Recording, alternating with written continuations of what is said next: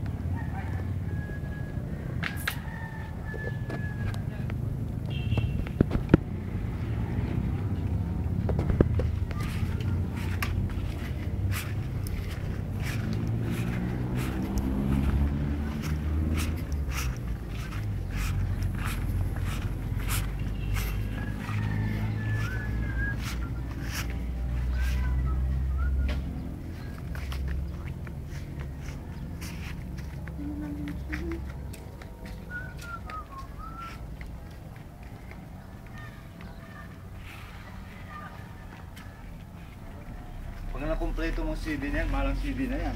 Aba, oo. Benta mo 500 ang CD na isa.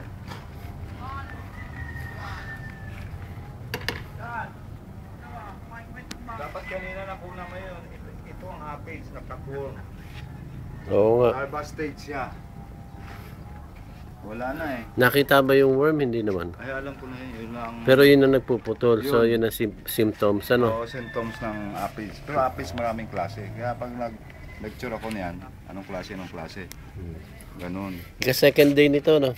Oo, second day ko lang. So bukas-bukas medyo... Tibay na yan. Tibay na. Ano na to, oh? 5 dahon. Ayun, marami na yung isa, oh. Yan, iba yung 5 dahon, maganda ang laki niya. Difference, ano mo. Tingnan mo. Apat kasi sa lecture tayo, yung 4 to, mahirap. Yan, oh. Yun. Kaya, Ilan na yan? 7? Oo. Madami na yan, ah. Oo. 2, 4, 6, 8 na. kaya nga, maganda yung ganong kalaki. Doon ang kunan mo. Ito ang dapat kunan. Yun nandun, oh, yung kinukuha nila ngayon. Oh. Ah, Ito, hindi ganun. Di ma-differentiate ng dalawa. Kasi pag lecture masasabi yung kita. Ito. Dapat ganito. Para resistant na siya. Will establish ng root niya.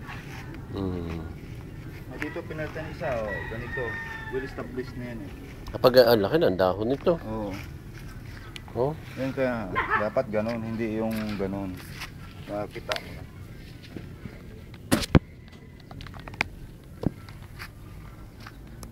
Tapos yung disease control, kailangan ito ng Apex na yan, cutworm, itong symptoms.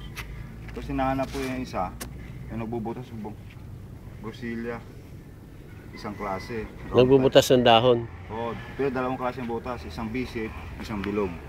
Ah, Isang maliit. Alam mo na kung anong hayop siya. Dapat makukuha namin yung pag-lecture, gano'n.